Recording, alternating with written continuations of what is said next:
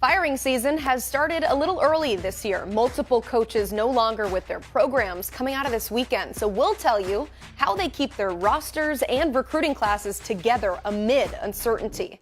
And a prize recruit could be back on the market following a change at head coach. Who's now interested and what's his status? Plus, the number one player will have visited Florida State more than 5 times when it's all said and done. This, despite being committed to Ohio State. So, is there smoke around Jeremiah Smith and the Seminoles?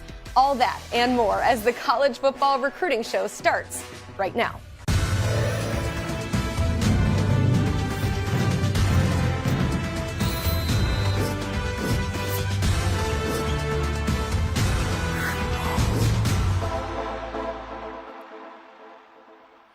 Alongside Blair Angulo, I am Emily Proud. A reminder to submit your comments, questions, concerns, all of the above in the chat. We hope to get to that. The only way you can access it is by subscribing to the 24/7 Sports YouTube channel. Also, one more request. Please hit that thumbs up button so we know that you're watching.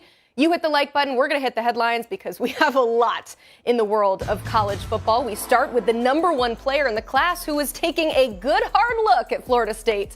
Buckeyes commit wide receiver Jeremiah Smith took an unofficial to Tallahassee over the weekend, and he says the Noles will get his last official visit before signing day. Now, I've asked this before, and I will ask it again. How worried should Ohio State fans be?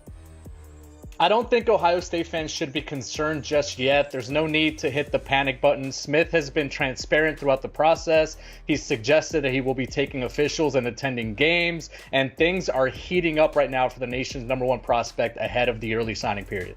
All right, speaking of heating up, flip season is alive and well. 4-star edge DeMonte Waller flipping from Florida to Auburn. He's been locked into the Gators since June, so what does he now bring to the Tigers?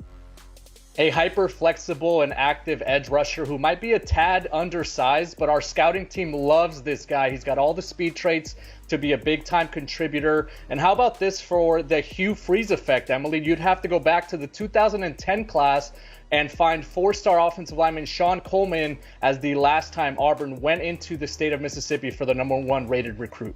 Whew, pretty impressive. Meanwhile, another Florida flip. 4-star corner Wardell Mack flips from the Gators to Texas. So what are the Longhorns now getting?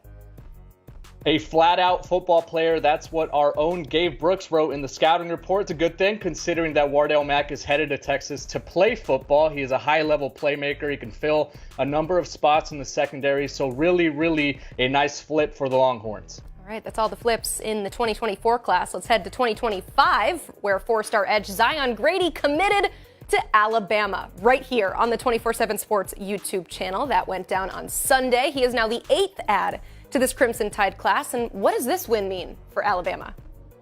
It's the type of early commitment we've come to expect from Bama under Nick Saban. It's 2025, so the Tide are only taking elite players at this process or at this cycle, at this stage of the cycle. Zion Grady should fall under that 5-star status if the class ended right now. Terrific win to land one of the nation's best edge rushers with a full year to go until pen meets paper.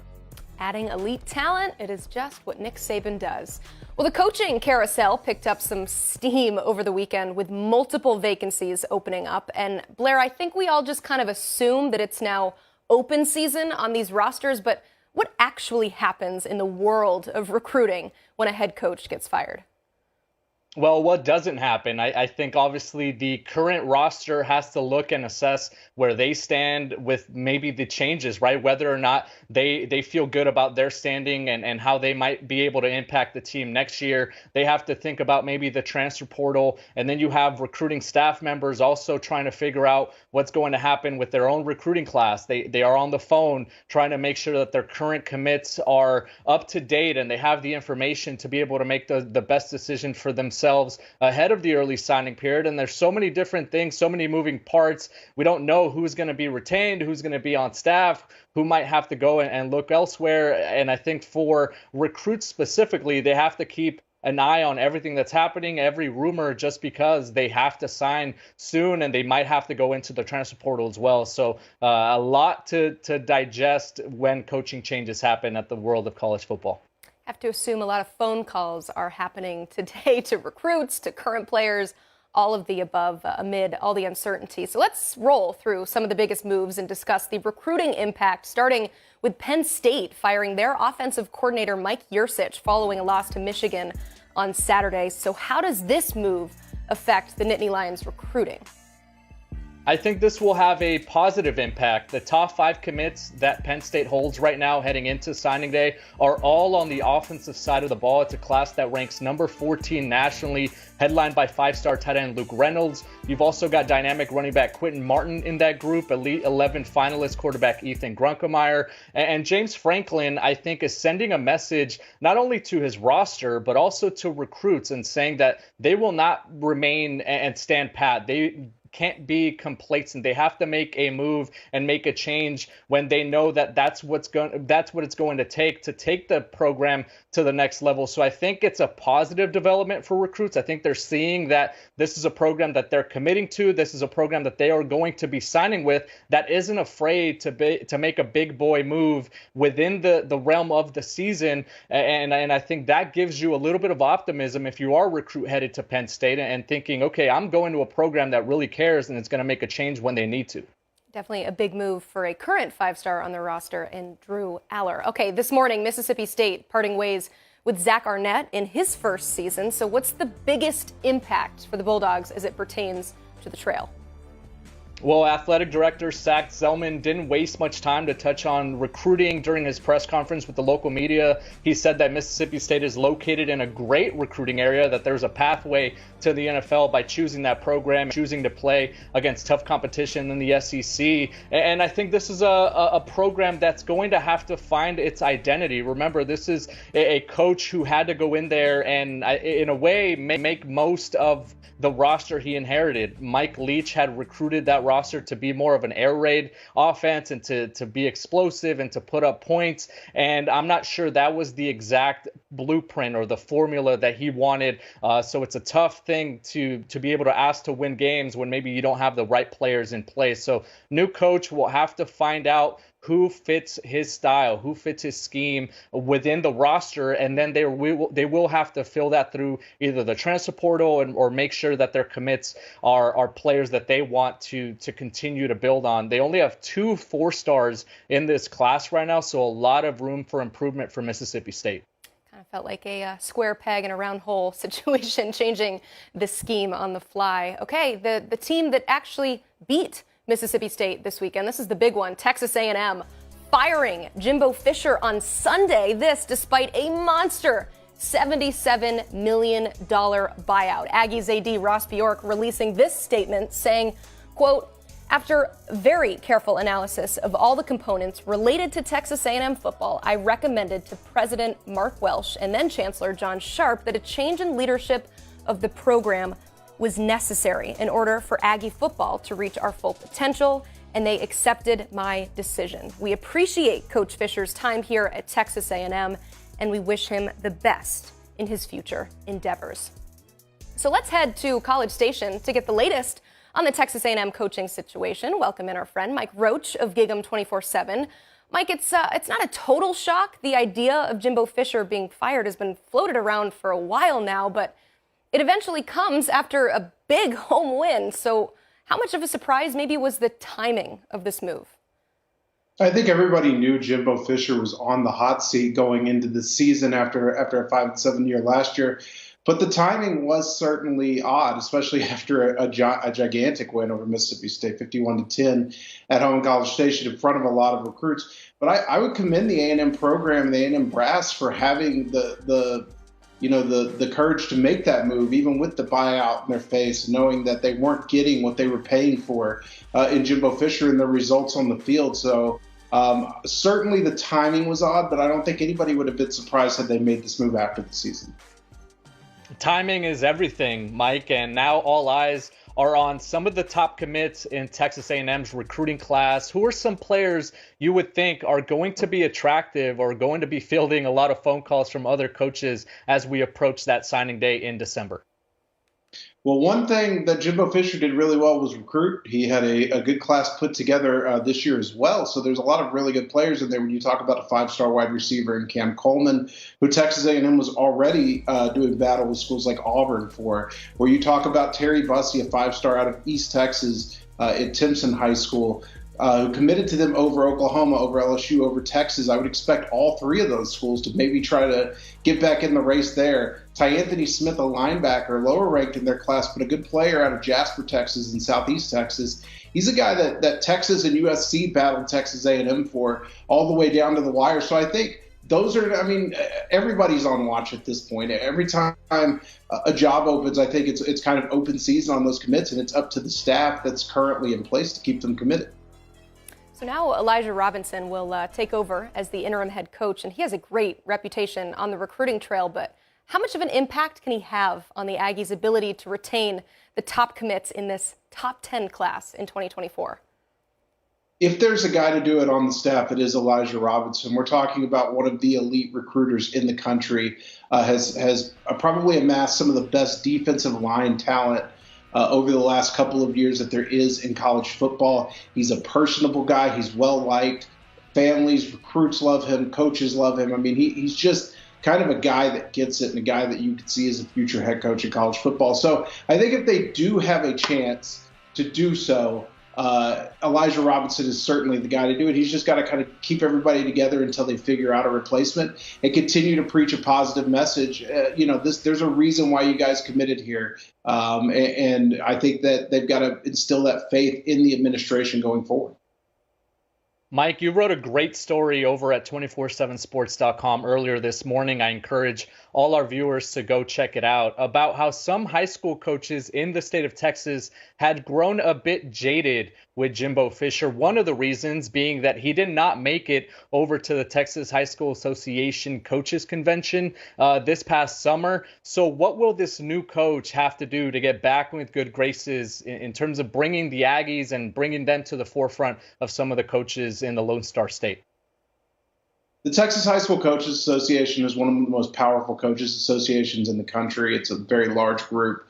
At this year's convention, there were over 16,000 coaches in attendance. And so what you do when you have to coach at Texas, you've got to follow a few steps. You have to go pay tribute a little bit. Most head coaches, when they're hired in a new job in Texas, you will see them within the first few days of their tenure make the trip to San Marcos, where the THSCA offices are, and go speak to the executive director and the president of the association. It's all about relationships in this state. It's a large emphasis on public schools and the coaches being involved at those schools. So it's not a difficult transition. I think Steve Sarkisian came into the exact same situation when he took the Texas job, where coaches had kind of soured on Texas when Tom Herman was there. I think Steve Sarkisian did a great job right off the bat. He hired a former Texas high school coach in Chris Gilbert to be his director of high school relations. He made sure he was talking every day to a high school coach or two high school coaches and just building those relationships. I don't think it's difficult to do, but I just think it's going to take some time and some effort to mend it.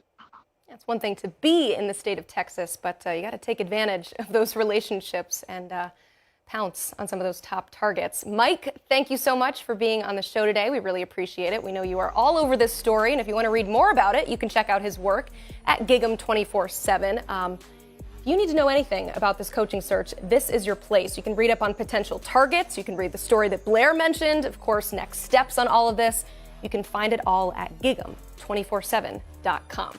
So outside of who they're going to hire, the biggest question mark surrounding the A&M vacancy is what happens to this talented roster? And lucky for us, we have a former GM here in the building, Smoke Dixon, to help us walk through all of this. So Smoke, we'll start with just overall, what should the strategy be when it comes to roster retention? Well, first and foremost, header boy. Good way to get Jimbo out of here at the right time. But keeping this roster together, the first thing, if I'm Elijah Robinson, what I'm doing is I have to find out who those leaders are. And before I get to my first staff meeting or the first team meeting, what I'm doing is getting those 4 to 5 guys together and say, listen, fellas, this is what it is. These are the cards that we've been dealt, and this is how we're going to play it out. Then you find out who's on your staff that's willing to go in that fight with you, because what's happening right now is everyone's looking for a job. So those 2 to 3 guys that you know that you've gone to work with and are willing to fight with you, those are the two guys that you use to galvanize and retain the rest of this roster, because you have to build it from the locker room, and then from the locker room, you got to get into those meeting rooms to get what you want to get across to your team moving forward. Definitely a lot of reshuffling that's happening. Everybody kind of questioning what's next for them. What's next for the show, though, is they're getting in my ear and they're telling me that I need to ask for you guys to hit that like button. I think we had actually a shout out too from a viewer saying to help me out in particular. They know that that's something that I have to ask Smoke. So go ahead, hit those thumbs up. Makes us feel really good. But let's go back inside that building. I mean, what do things look like for these coaches and staff that have to finish the year amid a lot of uncertainty, not just with the program that they're currently in, but what happens next for them individually? Well, I know what's not going on. There's not a lot of coaching going on because those coaches are now looking for jobs. So the number one thing that they're working right now is their cell phones. Yeah. Because for some coaches, their contracts are going to run out at the end of this year. And now they're looking to see, when is the moving truck going to pull up? What are we going to do with our families? And what's the next job opportunities for us moving forward? Yeah, so there's the staff side of it, there's the coaching side of it, but the player side. If I'm an Aggie player right now, what should I be doing to prepare myself for the future? Well, I would always tell the players, just relax. Like, just breathe in real easy and let everything die down. Because at the end of the day, the next coach that's coming in might be the best coach for you. But on the flip side of it, there are 2 to 3 players on this team right now that everyone's going after. And they have to now make the best business decision for themselves moving forward.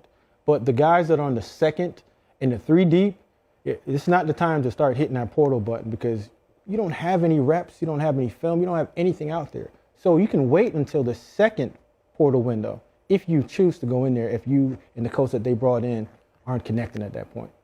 So if the coaches and the staff are worrying about what's next for them, if the players are then worrying about what's next for them, whose job is it on the staff right now to keep those players in College Station? Well, there's one guy, and he's the only one that really has a job moving forward, and that's Elijah Robinson.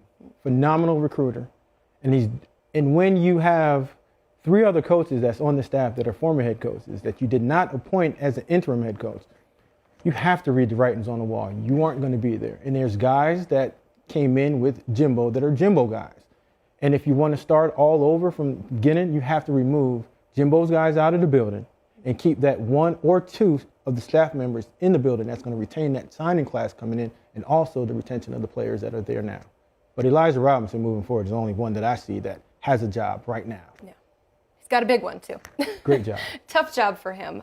We all remember that Nick Saban made sure that we knew that this was a well-paid roster. But in all seriousness, how does NIL impact their efforts to try to retain the talent that they have on staff? Well, a lot of us that looked at the structure of the NIL a few years ago looked at Texas A&M and just said, what in the hell are you guys doing?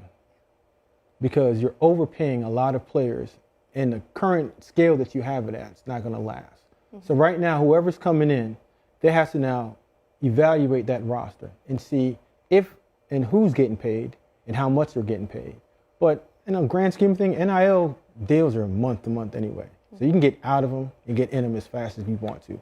But you got to go in and restructure that entire building in terms of NIL market, because it's getting overpaid. And that's why you see a lot of kids getting in, out, and moving around. And at the end of the day, a lot of these A&M kids that want to stay are getting paid well enough to stay. So I don't know if a lot of movement's going to happen in that space with Texas A&M.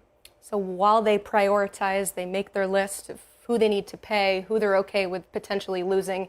In your eyes, who's the one player that Texas A&M absolutely has to keep? Walter Nolan. He is a big-time defensive lineman that's effective in the run game and the pass game. And this is a 5-star. So whoever's coming in, they need to sit back and like, hey, listen, we have a guy right here that we can build around, that can impact this game at a high level. Walter Nolan will be my guy moving forward.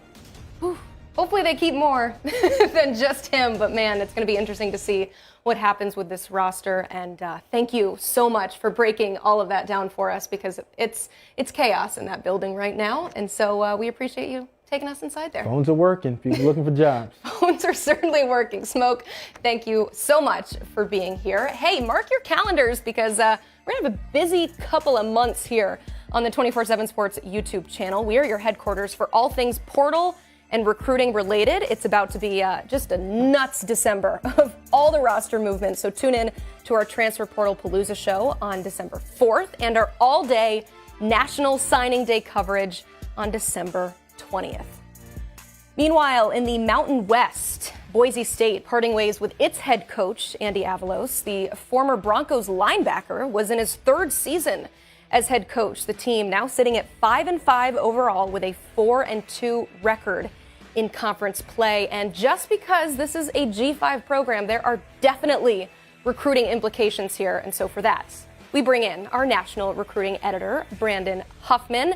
And Huff, I'm having some deja vu. We have definitely asked you about this on the show before, the speculation surrounding Boise State commit, wide receiver Gatlin Bair. So with Avalos now out, where do things stand with the top 35 player nationally? Well, kind of unbeknownst to anybody, Gatlin Bair was on the road this weekend. He was in Eugene, took an unofficial visit to Oregon. Now remember, Oregon was one of his finalists when he picked the Broncos back in August. It really came down to Boise State, Oregon, and Michigan. And one of the key attributes there was the fact that, Bair is an elite track guy, didn't want to run track in college, but Oregon kept recruiting him. So they had him in town this weekend. And then while he's in Eugene, Andy Avalos gets fired.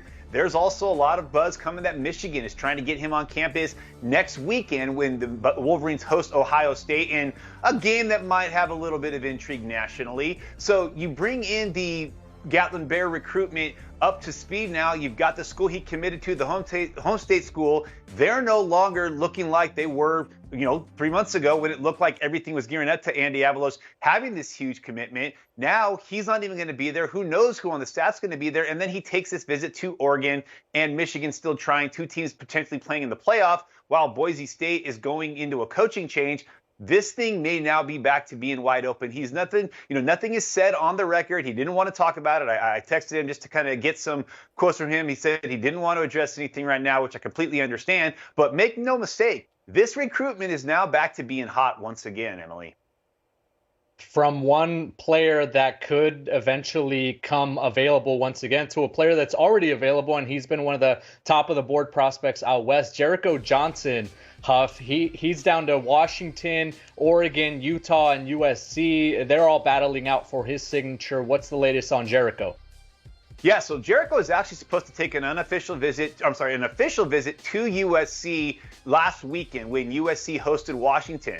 He ended up not taking that trip. USC wanted him to push it back until December when he had more time to spend on campus, more time with the coaches. And then the next morning, Alex Grinch was fired. So now USC, has Sean Newell, who's been running point as one of the co-DCs, the interim co-DC. But now USC may have a little bit more intrigue because we know that there's going to be a new defensive coordinator. I don't think there's going to be enough for Sean Newell or Brian Odom to be named the permanent defensive coordinator. But both of those coaches have been recruiting Johnson, and now USC will get a chance in December to bring him in and potentially have a new defensive coordinator in there. Utah had him in for when the Utes played Oregon and saw a thorough thumping by the Ducks. I still like where the Ducks sit for Jericho. I'm not ready to put the crystal ball in just yet because I do want to see what USC does at the defensive coordinator position. But Tosh Lapoy, Dan Lanning, they have made a major impression on Jericho, had him up for a number of unofficial visits in the spring, had him in town for the Colorado game. He will take an official visit in December. He'll make his decision during the week of the early signing period. But I kind of like where Oregon sits right now, but we'll keep a pin right there with USC and see if a new defensive coordinator hire moves the needle with what's now the top uncommitted prospect on the West Coast in 2024. Just keep penciling him in Oregon just so we can imagine what that defensive line class looks like, but sounds like it is not over yet. So Mike Roach was on earlier, and he was talking to us about the Texas A&M coaching search and how it affects recruiting. Essentially, sounds like nobody in this 2024 class is safe. So I want to ask you about two guys in particular, 4-star offensive lineman Papa Fua and 3-star linebacker Jordan Lockhart, both West Coasters. So what are you hearing as far as their status with the Aggies? Yeah, Jordan Lockhart actually was in College Station this weekend, joined a number of recruits in the visit to College Station, and then the next morning, Jimbo Fisher was out of a job. And so I thought that's always fascinating. I'm always, just intrigued by how many recruits go on a visit and then the coach is fired. We saw it last year with Stanford bringing in a number of official visitors and David Shaw announcing his retirement that night. Now you see it with Texas A&M, although this one is not as big of a surprise because there had been whispers for weeks that, perhaps Jimbo Fisher was going to be let out of his job and let go. And Lockhart was on campus. There are still schools coming after him. He still remains committed to A&M, but he also had a couple teammates there. Cameron Jones, who's committed to UCLA, which might have their own coaching search to look forward to in a couple of weeks. He was down there as well. So it sounds right now that Lockhart's in kind of a wait and see pattern with Texas A&M. But then in terms of Afua, his recruitment's going to be interesting because he kind of was down to 3 schools with Washington and Miami also in the mix. Washington has kind of gone with the approach now. They may focus more on the portal in the coming weeks. They've got 13 commitments, I think, at this point, but there's always that opportunity to play close to home. Then you have Miami, which had pushed for him, got him in for an official visit back in the spring. They haven't let up. They've continued to recruit him. But the kind of the wild card here with Afua is Mark Nabu, who is a starting offensive lineman for the Aggies, and it's kind of a mentor to Papa. They played together at O'Day High School when he was a freshman and a sophomore. There's speculation that maybe Nabu decides to go into the portal after this decision to let up Fisher. If Nabu leaves Texas A&M, and there's nothing that said he is yet, but if he does, that could open another door there for Afua to be back in the mix. But right now, Miami seems to be the school that's continued to pound away at him to try to get him to look elsewhere. But there's other things in play right now that makes me think that A&M could still hold on to Papa when it's all said and done. Let's stay in the Midlands region there, Huff, and talk about Oklahoma State. They lost on the field. They got blown out by UCF, but the weekend was not a complete loss. They did manage to lasso in quarterback Maeliuaki Smith out of Northern California. How did Mike Gundy get this one done?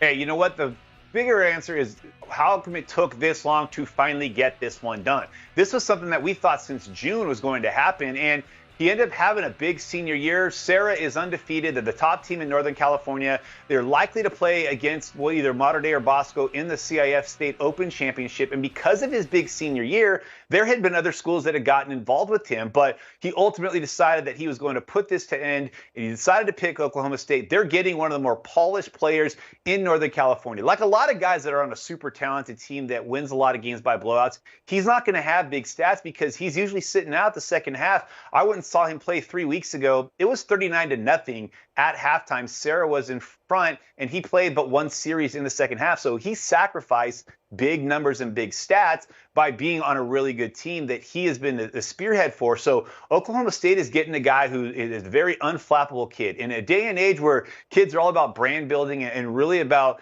building up a social awareness, Maui's kept a pretty low profile on social media, on the recruiting scene. Again, we thought for 4 months he was headed to Oklahoma State, and then he just decided this weekend to finally put that to bed. I love this pickup for Mike Gundy. He's been, kind of sneakily recruiting West Coast quarterbacks over the last couple of years. They've had quite a few players from the West Coast, and Smith comes from a school that you may have heard mentioned once or twice with another quarterback who left the West Coast to go play out in the Midwest, a guy by the name of Tom Brady. Little school. He plays his games on the Brady family football field. Not saying he's going to end up like Tom Brady, but that's the one thing. When you have a stable of quarterbacks in Southern California, like Southern California does, those Northern California guys can be often ignored. Maui's a guy that has made these last few years impossible to ignore.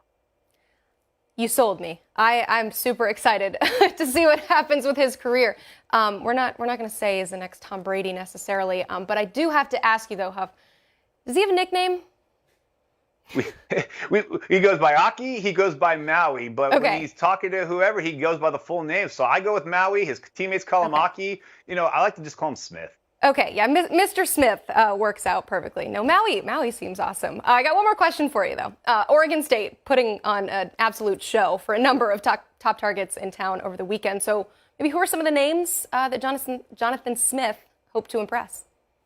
Well, I'll tell you what. last weekend was kind of the precursor to a big weekend. They're going to have maybe their biggest home game in school history, a top 10 matchup with Washington. And there's going to be a number of recruits coming to Corvallis this weekend. But this last weekend, with that 40-point win over Stanford, a Stanford team that had caused some problems for some schools in recent weeks. They gave Washington fits 2 weeks ago. They went on the road and they beat Washington State. They come home to beat Stanford and just hammer them. And they impress two of the most important recruits in the state. Baron Naoni is the #1 recruit in Oregon in 2025, a 4-star, top 247 member, already committed to Oregon State.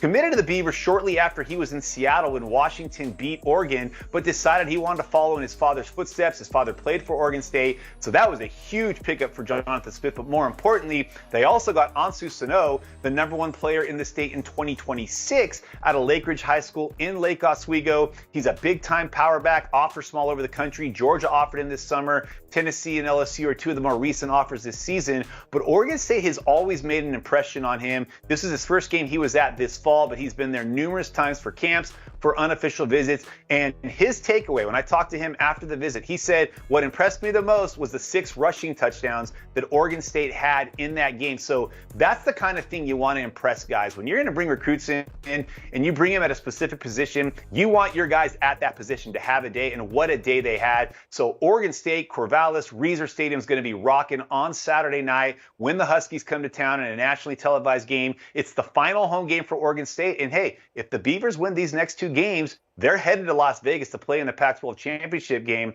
They've got a tough road with Washington and Oregon, but they have not lost a home game yet this year, and now they're going to have a raucous crowd with Naoni and Sano both expected to be there on Saturday, plus a number of other recruits could be coming into town, and Jonathan Smith and his program have a chance to make a big impression.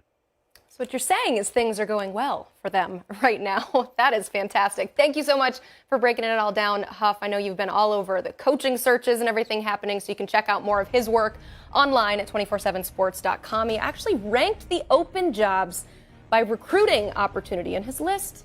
The order might surprise you a little bit. So check it all out on 247sports.com. It's time now for Top Plays with Steve Montoya and Max Preps. Alrighty, let's run them. Your top 5 plays of the week, powered by Max Preps. We start in Texas. Philip Green just making things happen in the playoffs right there. Let's run this back just to show you how good it is. Look at him spin off some defenders. Then these dudes trying to wrap him up with arms. Not going to happen. This dude's been hitting the weight room all season long. That's Philip Green. In the state of Texas, Madisonville High School. This one actually was from last week, but we missed it, so we want to get it in. It's Justin Rice from Spartanburg High School in South Carolina. How did Rice make this happen? He goes up high. The defender throws him to the ground. The official says he's in. That's a touchdown. Play number 3. Watch right here. Caleb Bisley just plow through that blocker. It forces a bad punt. And his man, Ja'Cory Stewart, says, thank you. I'll pick that up, scoop, and score for Milton High School in Georgia. Indianapolis Cathedral. Devon Slaughter. Look at this grab. We got some great footage coming here from a local reporter on the ground calling this game. They did a great job. Look at this. Slaughter holding on somehow. One more angle just to see how good it was. Well, what beat that? Play number 1, St. Thomas Aquinas in Louisiana. This is play number 1 because we've never seen this before. Jonathan Bickford. The ball is literally on the ground and he kicks it up and in. They won 36-35 because of this kick right here. What the heck? Max Preps top 5 right there. I don't know what the heck that was, though. But, Steve, thank you for walking us through it. You can check out maxpreps.com for all things high school football, and it's playoff time. So find it all at maxpreps.com.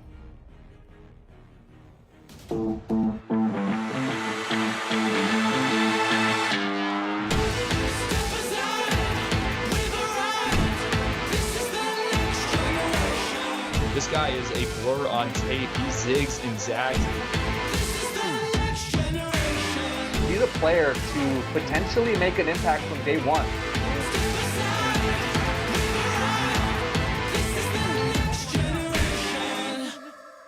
A recruit of the weekend is USC quarterback commit Julian Lewis. The class of 2026 signal caller from Carrollton High in Georgia completed 15 of 19 passes for 435 yards, and get this, a school record 7 touchdowns. This came in a win in the opening round of the playoffs, so he's clutch too. Blair, how special is this sophomore? Super special. 29 yards per completion. How about that for efficiency? He was spreading the ball around and making it look easy, making a lot of us forget that he's only a sophomore. He's committed to USC, but he was back at Georgia for a visit to take in that game against Ole Miss. So a big performance on Friday night to pull his team to the next round of the playoffs. And then he goes out and watches a big college football game on Saturday. That sums it all up. He is the recruit of the weekend. Certainly would qualify for sure of the weekend. He certainly had a big one. Blair, thank you so much for breaking that down. Another reminder to hit that like button on the way out. It makes us very happy when you do that. And of course, make sure that you are subscribed to the 24/7 Sports YouTube channel. We're about to give you all sorts of content, so hit that subscribe button. For Blair Angulo, I'm Emily Proud, and this is the College Football Recruiting Show.